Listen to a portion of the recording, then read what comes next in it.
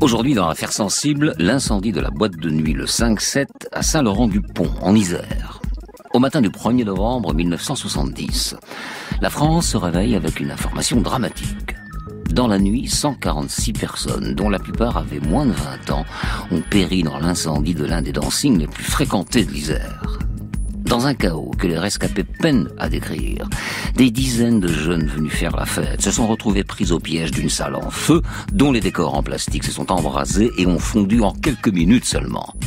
Cet événement, qui a endeuillé de nombreuses familles de la région, de Chambéry jusqu'à Grenoble, est le résultat d'un millefeuille de négligence. De la part des propriétaires, d'abord, qui se sont assis sur la plupart des règles de sécurité, des autorités ensuite, qui ont fermé les yeux sur une construction bancale et, sur de nombreux points, illégale. Mais cet événement tragique est éclipsé par la mort du général de Gaulle, 7 jours plus tard. Une ironie du calendrier, relevée par le journal satirique Harakiri, qui n'hésite pas alors à mêler les deux événements sur sa une sous le titre resté célèbre, balle tragique à Colombey, un mort. Notre invité aujourd'hui, Patrice Morel, journaliste, il est aussi un enfant du pays qui a vécu ce drame de près, une catastrophe qui, 50 ans plus tard, continue de marquer la mémoire de la région. Affaires sensibles, une émission de France Inter en partenariat avec l'INA, préparée aujourd'hui par Gaspard Vallu, coordination Christophe Barrère, réalisation Hélène Bizio. Fabrice Drouel, Affaires sensibles, sur France Inter.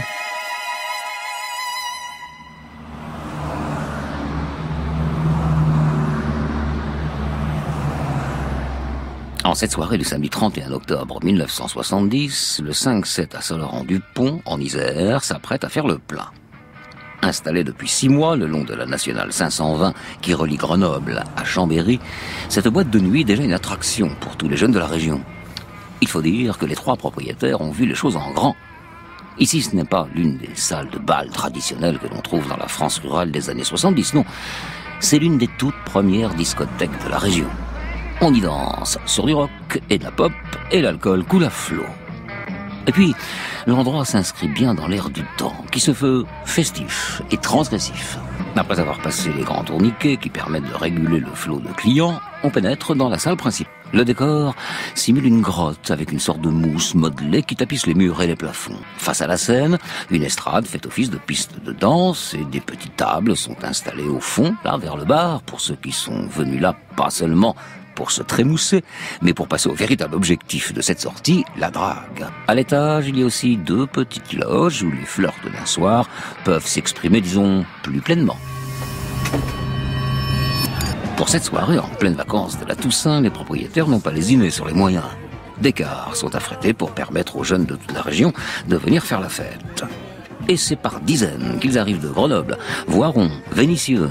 En tête d'affiche de cette soirée, un groupe parisien à la mode, les Storms. Tout au long de la soirée, la salle fait le plein. Les danses sont endiablées, le bar enchaîne les commandes et, dans les loges du premier étage, les baisers s'échangent au rythme des riffs de guitare. Vers 1h30 du matin, alors qu'environ 200 personnes sont encore dans les lieux et que les Storms entament les premières notes de Satisfaction des Rolling Stones, Christian, l'un des barmen du 5-7, aperçoit une volute jaunâtre qui s'échappe du premier étage, là justement où sont installées les petites loges. Et rapidement il comprend, oui, comme il le raconte le lendemain dans la presse. Lorsque j'ai senti l'odeur de brûlé et que j'ai vu s'élever les premières flamèches, je me suis dirigé vers une petite porte. Je l'ai ouverte et j'ai tenté d'entraîner à l'extérieur tous ceux, garçons et filles, qui se trouvaient à proximité. Certains m'ont suivi. Mais la majorité du groupe, je dois le dire, effrayés sans doute par la rapidité avec laquelle le feu consumait les rideaux, les tentures, et déjà brûlés par le polyester devenu liquide, ont reculé vers la piste de danse et se sont trouvés pris dans le flot qui se ruait vers le tourniquet. Je n'ai rien vu d'autre. La fumée cachait le reste.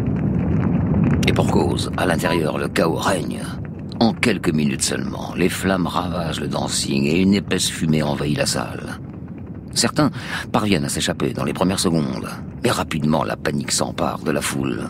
Les jeunes clients tentent de trouver des issues de secours, mais à part celle par laquelle Christian est sorti, toutes sont fermées à double tour. Les jeunes fêtards se retrouvent alors bloqués dans une salle où le décor, constitué tout entier de polystyrène et de mousse de polyuréthane, se met à fondre. Des gouttes de plastique enflammées tombent alors du plafond sur des clients paniqués, pris au piège. Une vision d'enfer. La fumée extrêmement toxique qui se dégage du plastique en feu plonge le 5-7 dans l'obscurité. Rapidement, les jeunes commencent à perdre connaissance. L'enquête indiquera plus tard que beaucoup sont morts asphyxiés avant même d'être brûlés par le feu et le plastique.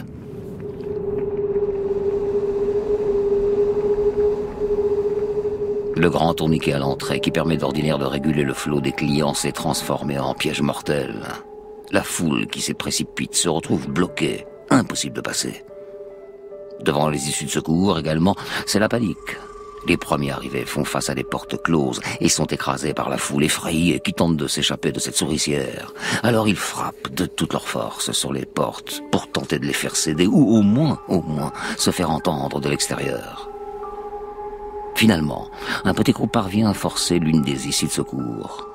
Mais l'appel d'air qui s'ensuit provoque une explosion qui embrase encore un peu plus le dancing.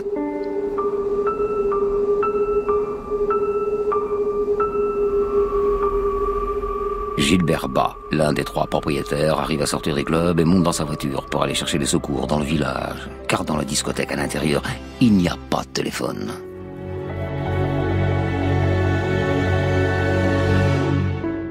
À 1h45, dans les 10 minutes qui suivent le départ de l'incendie, l'alerte est donnée. À 11h55, les pompiers arrivent. Mais il est déjà trop tard. Plus aucun cri ne s'échappe des murs calcinés. Plus aucun coup non plus n'est donné contre les portes métalliques. Presque tous ceux qui sont à l'intérieur sont morts. Les pompiers décident alors que la priorité n'est plus de sauver d'improbables survivants, mais d'éteindre le feu qui ravage le bâtiment.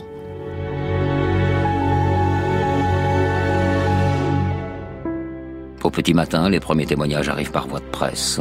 Et la France se réveille au son d'un récit effroyable que les rescapés, encore choqués, racontent aux journalistes arrivés dans la nuit. J'ai vu des gens qui étaient affolés, qui descendaient. Puis tout d'un coup, les flammes, je prenais un extincteur, puis je suis parti. C'est tout. Puis après, je suis revenu à la porte de l'entrée. C'était une fournaise dedans. Je ne pouvais pas rentrer. On a sorti 2 qui étaient nus, recouverts de plastique. On les a mis dans une voiture, on les a amenés à l'hôpital. Voilà. Dans le Figaro, un autre témoin raconte le chaos qui règne dans le 5-7 en feu. Tous les décors en plastique formant une grotte ont commencé à s'enflammer et à fondre. Nous nous sommes précipités vers le tourniquet. Nous avons pu sortir en escaladant une murette, mais une fois dehors, nous ne pouvions plus rien pour nos camarades que l'on entendait hurler à l'intérieur. Il y avait contre les portes de secours fermées de terribles coups de poing. C'est derrière elles qu'il y a eu le plus de morts. Nous avons vu sortir quelques blessés. La plupart étaient affreusement brûlés par la matière plastique qui avait coulé du plafond sur eux. Le feu tout juste éteint, les pompiers débutent l'éprouvant travail d'extraction des corps. Alors qu'ils pénètrent enfin dans les décombres du dancing ravagé, ils découvrent une scène d'horreur. Face à eux, là, juste devant la porte d'entrée, un tas de corps calcinés par le plastique en fusion, comme figés, pris au piège devant ces tourniquets censés freiner les resquilleurs. Les brancards se suivent les uns après les autres, mais la violence du feu et la gravité des brûlures rend la tâche des pompiers encore plus dure. Et à l'heure d'établir un premier bilan humain, l'incertitude domine, à l'image de cette déclaration du capitaine des pompiers. Mon capitaine, vous pensez qu'il y a combien de victimes? Écoutez, pour le moment, il est difficile de vous répondre, de donner une approximation. Des chiffres ont été avancés. Je n'ai peur qu'une peur, c'est qu'ils soient malheureusement vérifiés ou même dépassés. C'est-à-dire quel chiffre? On parle de 40, d'un minimum de 40. J'ai entendu parler de 80. Peut-être, hein. Souhaitons de tout cœur que ce ne soit pas vrai. Le nombre de corps sortis des décombres s'accroît de minute en minute.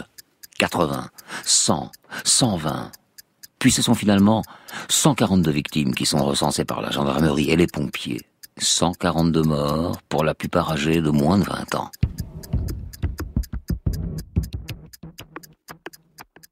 Un choc immense secoue la France. Dans les familles de toute la région, la panique se répand. Tous cherchent à savoir si leur fille ou leur fils se trouvait au 5-7 cette nuit-là.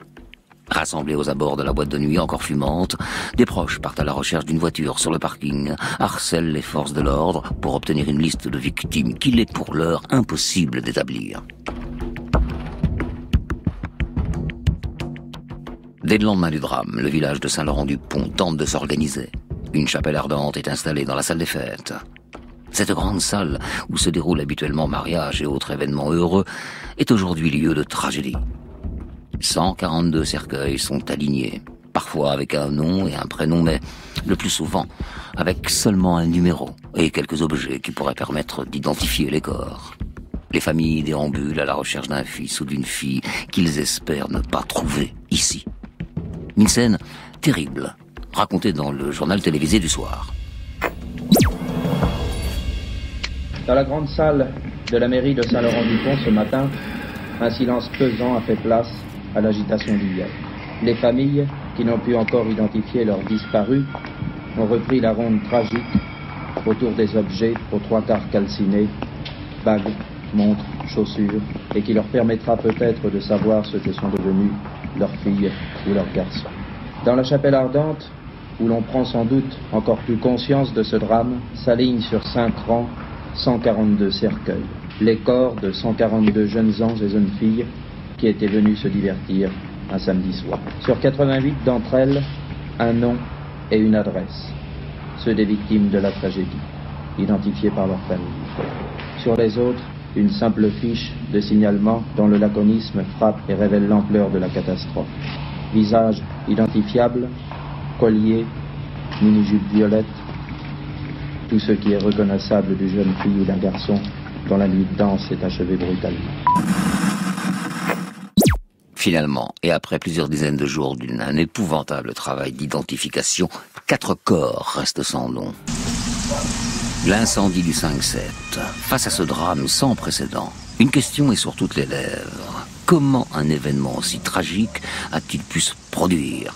Pourquoi ces 142 jeunes venus s'amuser un samedi soir se sont-ils retrouvés enfermés dans ce que les pompiers qualifieront plus tard de boîtes d'allumettes prêtes à s'enflammer? Comment ce piège mortel s'est-il refermé sur eux? Rapidement, les médias et les autorités pointent du doigt les nombreuses irrégularités dans la sécurité du 5-7. La première d'entre elles est constatée à l'arrivée des pompiers. Des issues de secours étaient verrouillées à double tour. C'est alors vers Gilbert Bas, le seul survivant des 3 propriétaires du Lansing, que les enquêteurs et caméras se tournent. Interpellé par une équipe de journalistes sur le perron de son domicile, il peine à justifier l'indéfendable. Non, c'est pas vrai, tout ce qui a été dit sur les journaux, prenez tous les journaux ce matin, prenez même ce qui a été dit, une bonne partie de ce qui a été dit à la télévision hier au soir, il n'y a rien de vrai, c'est tout des racontars, c'est tout. Bien sûr, un journaliste vient ici, il voit le 5-7 en flammes, des centaines de blessés, de morts, pas de blessés, ils sont tous morts les pauvres. Mais enfin, bien sûr, on suppose ça, on voit une porte fermée, les portes étaient fermées, mais c'est pas vrai que les portes étaient fermées. Il y avait combien de portes ouvertes au moment du sinistre? Bon, au moment du sinistre, il y a des gens, très peu, les premiers, ceux qui étaient très près des portes, qui sont sortis par 3 portes. Oui, mais il y avait quand même des portes fermées, notamment 2 portes, et la clé de cette porte était dans le tiroir caisse. Bon, vous avez dit tout à l'heure, c'est une histoire à faire de l'argent à tout prix, c'est pas vrai. Bon, vous avez 5 portes, si on laisse ces 5 portes ouvertes, c'est même plus la peine de faire payer des entrées. Ça, tout le monde le comprend bien, ça.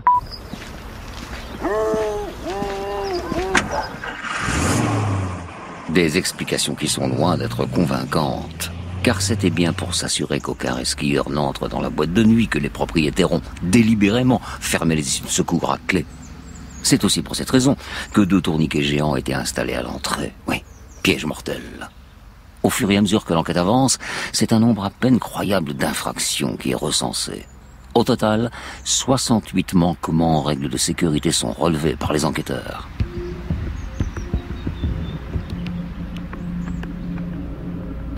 Pour comprendre comment la catastrophe a pu arriver, c'est au début de l'histoire du 5-7 qu'il faut remonter.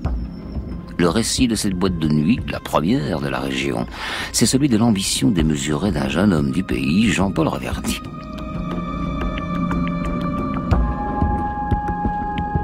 En 1967, ce jeune homme âgé de 25 ans rachète un local dans un hameau de la commune de Saint-Laurent-du-Pont.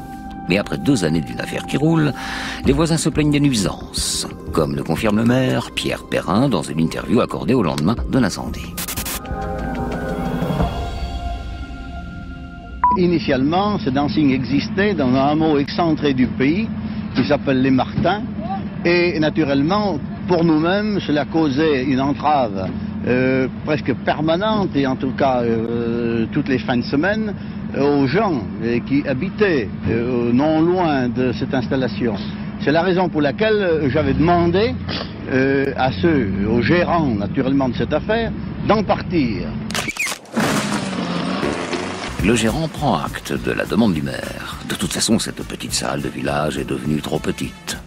Au début de l'année 69, il propose à 2 de ses amis de s'associer pour monter un tout nouveau 5-7. Jean-Louis Herbelin et Gilbert Bas entrent ainsi dans la danse. C'est sur un terrain qui appartient à Gilbert, alors ouvrier en bâtiment, que les 3 associés décident de construire leur nouveau club. Le lieu est idéal, situé à 2 kilomètres du village, il ne risque pas d'être embêté par des voisins à l'ouïe trop sensibles. Et puis, le terrain est suffisamment grand pour y construire un bâtiment à la hauteur de leur ambition. Le 11 juin 1969, soit 2 jours avant de créer la société d'exploitation du futur dancing, il dépose une demande de permis de construire, transférée dans la foulée à la préfecture de l'Isère, telle est la règle pour les établissements de plus de 500 mètres carrés. Mais les 3 associés sont de jeunes hommes pressés, et ils ne s'embarrassent pas de formalités administratives. D'ailleurs, ils ont commencé les travaux depuis le mois de mai. Grâce à 2 prêts, ils financent le gros œuvre, mais les moyens ne sont pas suffisants. Alors on fait appel à la débrouille. Pour la structure du bâtiment, ils achètent une armature métallique qu'ils bidouillent et façonnent selon leurs envies du moment. Les installations électriques sont précaires et c'est Gilbert, le manuel de la bande, qui s'occupe de la conception des gaines de chauffage. Des gaines de protection qu'il croit bon de fabriquer en contreplaqué. Pour les décors, ils font appel à la société Chebi. Cette entreprise spécialisée dans la commercialisation du polyuréthane installe des plaques de mousse de ce polymère qui permet de façonner un décor dans le style d'une grotte. Un choix qui, on le sait, sera fatal aux 146 jeunes venus danser le soir du 31 octobre. Le permis de construire est finalement délivré le 5 novembre 69, alors même que le gros œuvre est déjà terminé. Mais la construction qu'ils ont réalisée n'a plus grand-chose à voir avec le permis, car elle a évolué au gré des idées plus ou moins loufoques des 3 associés, patrons de boîte. Le tout nouveau 5-7 ouvre finalement ses portes le 28 mars 1970, 8 mois à peine avant la tragédie du 1er novembre. Face à la découverte d'autant d'irrégularités, ce sont désormais les autorités administratives qui se retrouvent sous le feu des critiques. En première ligne, Pierre Perrin, le maire de Saint-Laurent-du-Pont. Mais l'élu qui, le lendemain du drame, annonce avec beaucoup de légèreté, le sourire en coin, qu'il ne connaît que très peu cette boîte de nuit, pourtant installée sur sa commune, choque les familles victimes. Lui et le secrétaire général de la préfecture, dont la signature est présente sur bon nombre d'actes administratifs, ne pouvaient pas ignorer l'existence de cette discothèque, ça paraît évident. Pour les familles victimes, cette désinvolture coupable et dramatique ne passe pas. Elles veulent des explications. Si les propriétaires du dancing ont fait n'importe quoi, eh bien c'était au maire de les sanctionner ou à minima de les contrôler. Le 4 novembre, 4 jours après le drame, la sanction tombe. Le Conseil des ministres est maintenant terminé, il s'est terminé à 13h10, Guy Claes est en ligne. Guy Claes, nous avons déjà annoncé que le secrétaire général de la préfecture de l'Isère et le maire de Saint-Laurent-du-Pont étaient suspendus. Quels sont les détails que vous avez ajoutés? Oui, eh bien, le Conseil des ministres a estimé, ça fait partie du communiqué officiel, que le maire de Saint-Laurent-du-Pont et le secrétaire général de l'Isère avaient eu un rôle déterminant à jouer dans l'instruction du dossier du snack-bar dancing le 5-7. Et le Conseil des ministres ajoute que la mesure de suspension a pour but de faciliter le déroulement de l'enquête et qu'elle ne préjuge pas des responsabilités que la justice pourra seule établir. Donc, en conséquence, le Conseil des ministres estime que la responsabilité du maire de Saint-Laurent-du-Pont et du secrétaire général de l'Isère risque d'être engagée. Voilà, je crois, le seul commentaire que l'on pouvait apporter à cette décision du Conseil des ministres. Il faut bien sûr maintenant suivre attentivement le déroulement de cette enquête.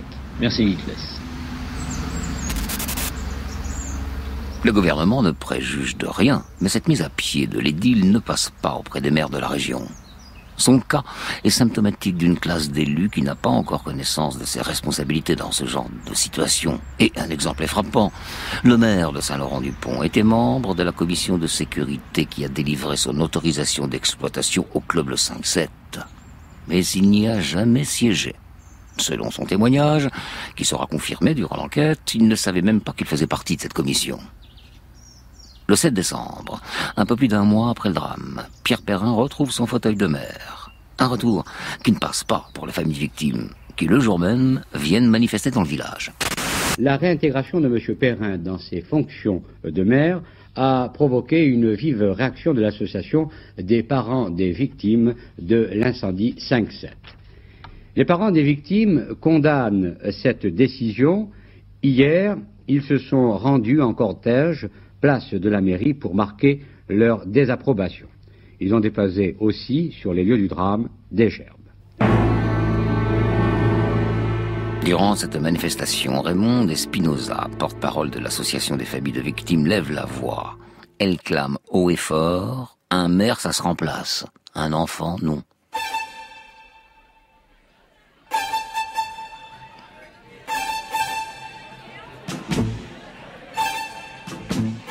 Mais les habitants de Saint-Laurent-du-Pont ne seront pas de cet avis.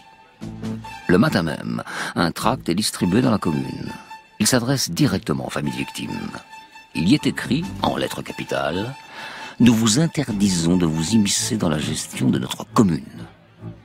Dans ce village où 4 familles sont pourtant endeuillées, une commerçante s'exprime dans la presse. Cette manifestation me gêne. Je crois que si j'avais perdu mon fils, je pleurerais en silence. Et je considère tout à fait normal que le maire reprenne ses fonctions. Il n'aurait jamais dû être suspendu. Ambiance.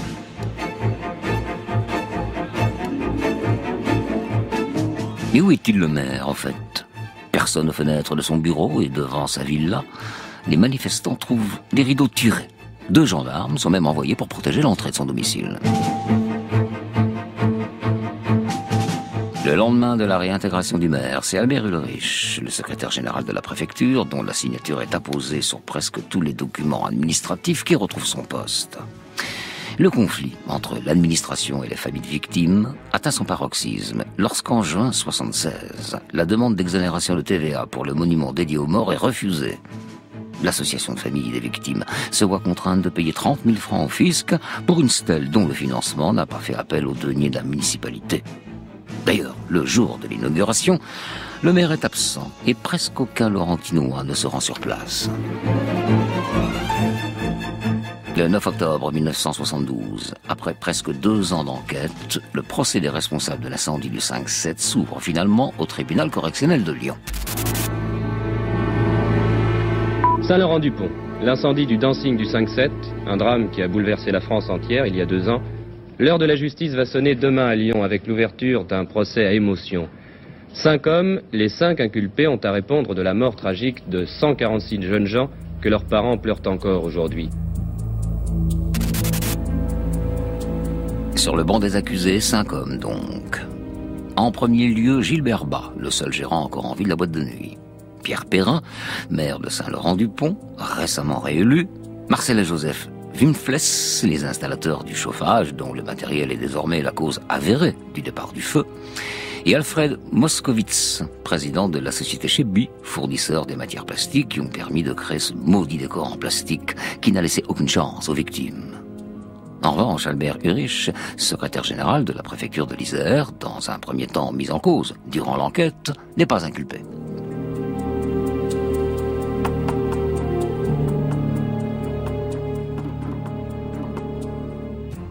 Durant toute la semaine d'audience, les 68 infractions au règlement de sécurité sont détaillées et analysées. Face aux juges et aux familles, Gilbert Bas défend l'installation des tourniquets à l'entrée de la boîte de nuit. Selon lui, il ne diffère en rien des portes à tambour présentes dans les grands hôtels. Une argumentation qui ne tient pas debout. Son avocat, lui, n'hésite pas à parler de 3 gamins qui ont agi sans le contrôle d'adultes responsables. Comprenez ici, la faute revient aux autorités qui auraient dû contrôler l'état du dancing. Mais le propriétaire est bien l'unique accusé à reconnaître ses torts, et il plaide coupable. Les autres, ils se cachent derrière des excuses, disons, administratives, où on rejette tout sur le manque de contrôle. Les familles des victimes, elles, n'espèrent qu'une chose, que le procès établisse enfin des responsabilités, que la justice rende justice, et que cette catastrophe ne se reproduise plus. À l'image de ce père d'une victime, interrogé la veille de l'ouverture du procès. Je vais tout d'abord vous dire ce que nous n'en attendons pas. C'est de l'argent. Parce que n'importe quelle somme ne nous indemnisera pas du millième de ce que nous avons perdu. Nous attendons de la justice qu'elle soit claire et précise. 2 ans après cette catastrophe, nous voudrions, non pas par un esprit de vengeance ni de haine quelconque, que les responsables à tous les niveaux soient connus d'une façon claire. quand on pense aux difficultés rencontrées par un simple particulier pour de petits travaux et avec quelle minutie dans certains cas on fait respecter la loi, on est affolé de voir avec quelle désinvolture ça s'est passé pour le 5-7.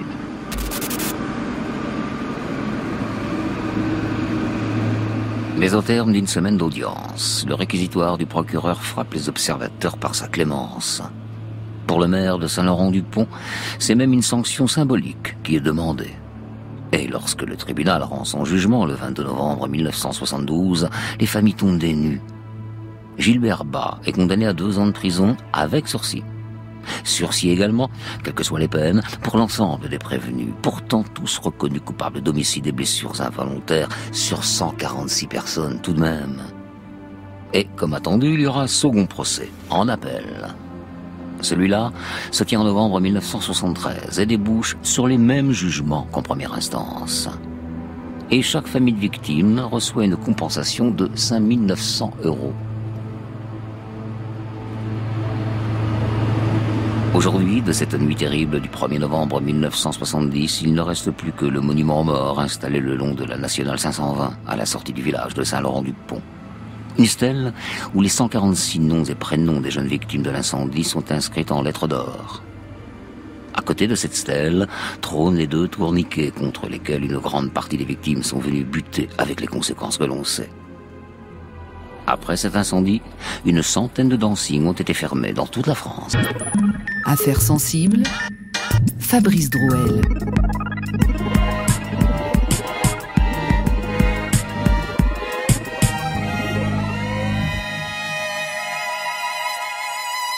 Aujourd'hui, l'incendie du 5-7 à Saint-Laurent-du-Pont, dont nous allons parler avec notre invité Patrice Morel. Bonjour.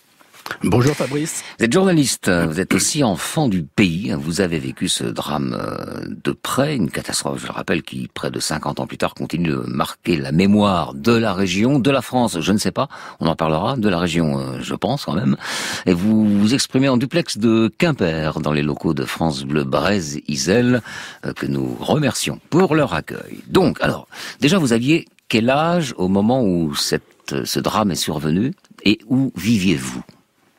Ben écoutez, j'avais exactement 18 ans et j'habitais à environ 15 km de Saint-Laurent-du-Pont, le lieu de la catastrophe. Alors ce grand dancing en milieu rural, j'imagine que c'était une attraction majeure pour les jeunes, c'était une aubaine. Vous en parliez entre vous, entre copains, lycéens à l'époque. Qu'est-ce que ça représentait ? Bah écoutez, c'était une nouveauté puisque jusqu'à présent, dans cette région qui est une région assez rurale, mais quand même cernée par des grandes agglomérations comme Grenoble, Lyon, Chambéry, il n'y avait pas encore de discothèques de nuit et il y avait seulement des bals où alors les jeunes se retrouvaient chez les uns et les autres dans des garages ou dans des lieux où ils installaient un orchestre, etc. Mais ce 5-7, c'était un établissement dont tous les jeunes parlaient depuis son ouverture 8 mois précédemment. Ouais, donc c'était un événement pour la région, c'est clair. Alors, vous n'étiez pas au 5-7, dans le 5-7, pendant cette nuit terrible, vous auriez pu y être. Exactement. Et en fait, je n'étais encore jamais allé au 5-7. Mon frère y allait assez souvent et il m'en parlait. On s'était dit, il faudra qu'un jour on aille faire un tour là-bas. C'est quand même bien. Il y a des orchestres qui viennent un peu de toute la France. Il y a même des orchestres anglais qui venaient, qui jouaient en live. Ouais. Et c'était tout à fait nouveau. Donc on s'était dit, bon, faut qu'on y aille un jour. Et puis ce soir-là, c'était le soir de la Toussaint. On est allé manger dans une pizzeria au bord du Rhône, avec 5 ou 6 copains, et puis vers 22h30 on sort, et on se dit tiens, ce soir il y a les Storms, au 5-7, on va y aller faire un tour. On fait nos fonds de poche, et là on s'aperçoit qu'on n'a pas assez d'argent. À l'époque, l'entrée au 5-7 c'était 12 francs, soit l'équivalent à peu près de 15 € aujourd'hui, plus une boisson, donc il fallait compter une vingtaine d'euros, l'équivalent d'une vingtaine d'euros. On les avait pas, et là franchement... postérieurement, on peut remercier les parents de ne pas avoir donné suffisamment d'argent de poche. Et le portefeuille vide vous a sauvé la vie. Ouais, l'aridité du portefeuille. Alors comment on vit ça quand on apprend ce qui s'est passé le lendemain ? Racontez-moi. Écoutez, alors nous, du coup, on est allé ce soir-là dans une fête entre copains dans une villa à Pont-de-Beauvoisin, exactement. Et on est rentré avec mon frère vers 4h du matin, sommeil lourd, et vers 7h, une explosion dans ma chambre. C'est ma mère qui rentre comme une furie et qui dit « Ouf, vous êtes là ». Ma mère venait d'entendre les flashs d'information à 7h, 8h. Ah oui, dans une pièce de la maison et elle accourt pour voir immédiatement si vous êtes là, si vous êtes rentré, s'il n'y a pas de problème. C'est ça? Voilà. Elle nous avait pas entendu rentrer, mon père non plus. Et ils entendent ça à la radio. On est à 15 km. Mon frère va souvent au 5-7. Donc, mes parents se sont dit, oula. Et elle a poussé un ouf de soulagement. Et cette scène, écoutez, puisqu'après j'ai fait un documentaire sur cette affaire du 5-7. Cette scène s'est reproduite dans la plupart des familles de cette région. J'imagine à quel point le cœur a dû s'emballer de vos parents quand ils ont appris ça. Quoi. Et vous, qu'est-ce que vous avez fait dès le matin? Bon, c'est Saint-Laurent-du-Pont, vous êtes là à côté, les gens se connaissent. Il se passe quoi le matin? Qu'est-ce qu'on dit? Qu'est-ce qu'on ressent? À quoi ressemble ce matin de Toussaint?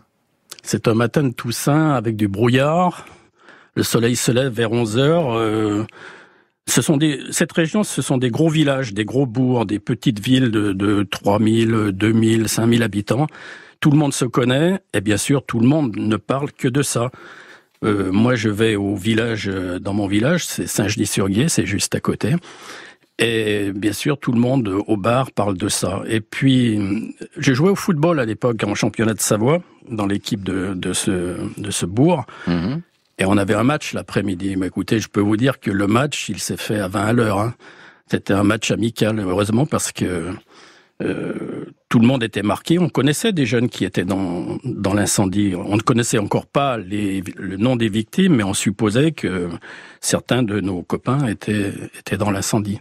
Et vos parents connaissaient des parents de jeunes qui sont morts? Ils ont parlé ensemble? Il y a eu des actions de soutien? Comment s'est organisée la vie? La vie, elle s'est organisée de manière... vous savez, c'est comme un coup d'assommoir. J'imagine, oui. Dans une région comme celle-ci, où tout le monde se connaît. Mais en fait, ce soir-là, c'est la nuit de la Toussaint. Et vous savez, on est encore marqué à cette époque par la tradition catholique. Les parents n'aimaient pas trop aller voir leurs enfants danser le soir de la Toussaint, en zone rurale.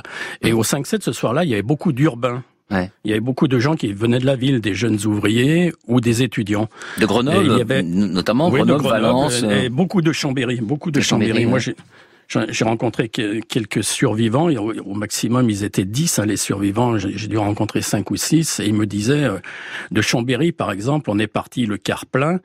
Et le survivant que j'ai interviewé m'a dit, je suis revenu dans le car seul. Ouais. Voilà. Et ce sont des témoignages qui sont vraiment très très forts et ça a marqué toute la région, bien évidemment, et encore aujourd'hui.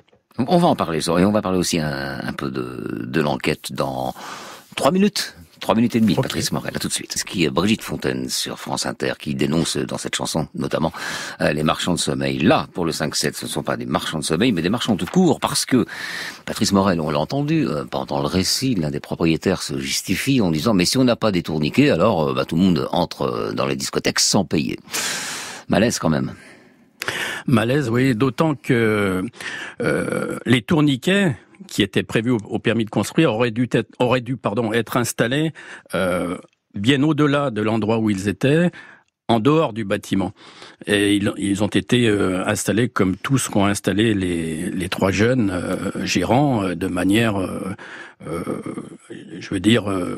sans respect de ce qui avait été prévu au permis de construire. Bien sûr, on le disait, c'est un millefeuille de négligence coupable. Et on peut le dire maintenant, après les faits, très coupable. Comment a-t-on pu accepter autant de négligence? Mais écoutez, le problème, c'est que à l'époque... question d'époque, effectivement. Pardon, à l'époque, c'était un peu un climat libertaire qui existait. C'était la jeunesse du baby-boom qui arrivait aux manettes à l'adolescence. Et en fait, les jeunes du baby-boom avaient entre 15 et 25 ans. C'était une époque de joie, il n'y avait pas de contraintes véritables au niveau de la santé, il n'y avait pas de sida, il y avait le plein emploi, il y avait le progrès, il y avait la prospérité. C'était les 30 glorieuses. Et je pense que sur le plan administratif, les maires, les élus réagissaient un petit peu de manière laxiste, décontracté. Oui, un peu laxiste, parce que je suis quand même allé vérifier, sachant que je l'ai discuté avec vous, le journal officiel de ces années-là. Mm-hmm. Tout ce qui est inscrit dans le JO à l'époque en matière de sécurité incendie est déjà très strict. Et les élus, le maire et le préfet, sont contraints de vérifier à différents stades de l'avancement des travaux la construction d'un établissement comme celui-là. Oui. Et ils ne l'ont pas fait. Ils ne l'ont pas fait. Il n'y a pas eu de déclaration d'achèvement des travaux, il n'y a pas eu de certificat de conformité, il n'y a pas eu de passage de la commission de sécurité que le préfet aurait dû envoyer normalement. Donc toutes ces négligences-là, alors on les a mises sur le... c'est un village, tout le monde se connaît, les jeunes, bon, ils sont bien sympas, ils ont accepté de mettre leur établissement loin du village pour ne pas embêter les gens, on les connaissait bien, c'est des gens honnêtes, bref, il y a eu beaucoup de laxisme autour de tout ça, quoi. Il y a eu une question aussi concernant le départ de l'incendie. Il a existé une rumeur d'un départ criminel. On va écouter à ce propos une déclaration d'Aimé Paquet. Il était alors député de l'Isère, pour qui cette théorie, celle de l'incendie criminel, n'est pas à exclure. Des rumeurs, effectivement, il y en a depuis hier. Des rumeurs selon lesquelles l'incendie du 5-7 ne serait pas un accident, mais un attentat. À vrai dire, nous connaissions à INF2 depuis plusieurs semaines l'existence de cette thèse. Nous avons pensé qu'il était préférable, pour ne pas influencer, bien sûr, le déroulement du procès, de ne pas en faire état jusqu'à aujourd'hui. Selon ces rumeurs, donc, le drame de Saint-Laurent-du-Pont aurait eu une origine criminelle. Et, disait-on à ce propos, un homme était bien informé à ce sujet, c'était monsieur Aimé Paquet, le député de l'Isère. Quels sont les éléments qui vous ont incité à demander à ce qu'une enquête précise, minutieuse et, disons-le, secrète, soit menée sur l'éventuelle hypothèse d'un attentat au 5-7 ? Eh bien, au tout début de l'enquête, je sais que les deux hypothèses ont été retenues par le juge d'instruction, l'attentat et l'accident. Et puis très vite, l'hypothèse de l'attentat a été abandonnée parce que rien de sérieux ne venait l'étayer. Et quelques mois après, une personne très versée dans le milieu, fort bien renseignée, m'a apporté des témoignages, des renseignements très troublants. Qu'en pensez-vous, Patrice Morel ?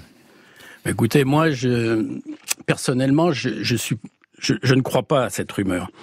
Elle a existé. Je ne crois pas au fondement de cette rumeur. Elle a existé parce que elle est sortie du milieu grenoblois.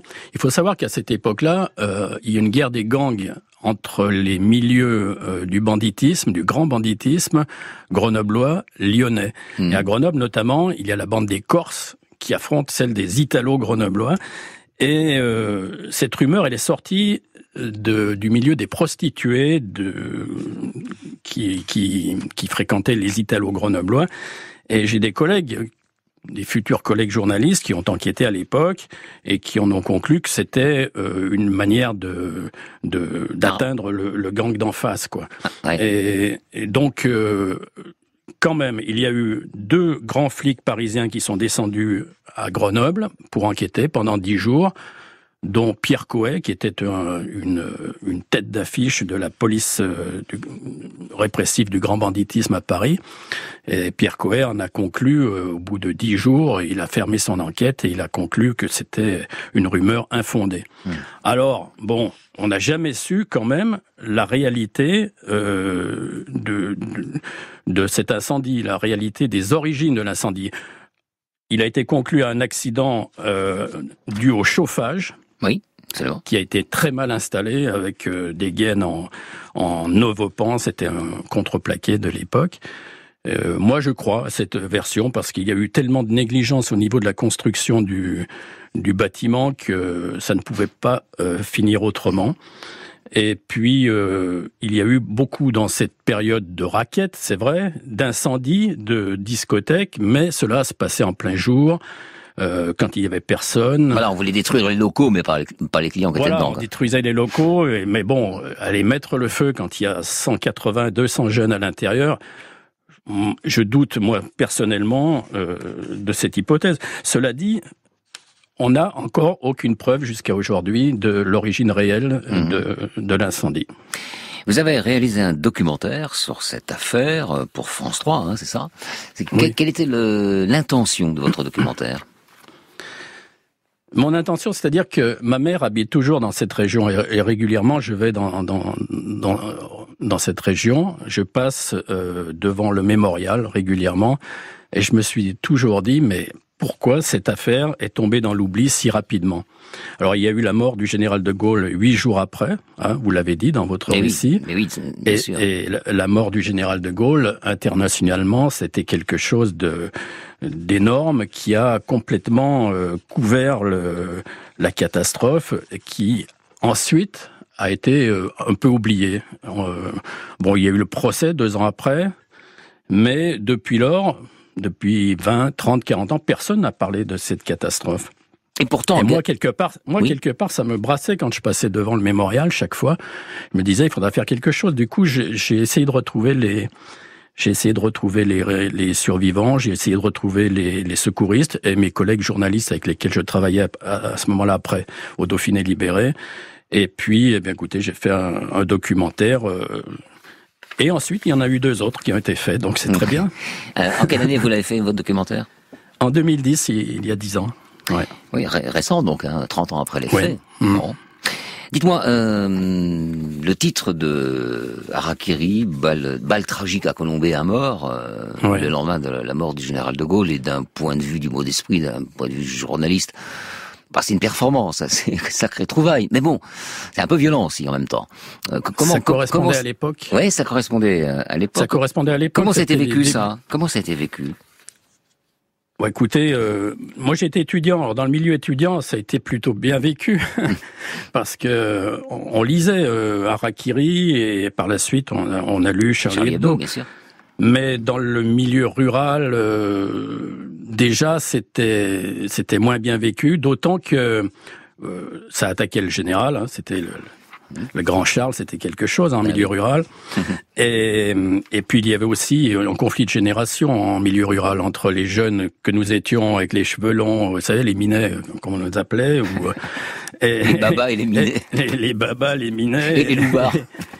Ouais, il y avait aussi les loupards. On pouvait être les 3 en même temps, en fait, dans cette jeunesse, il y avait beaucoup plus d'ouvriers que d'étudiants. Oui. À l'époque, à peine 20% d'une génération était bachelière.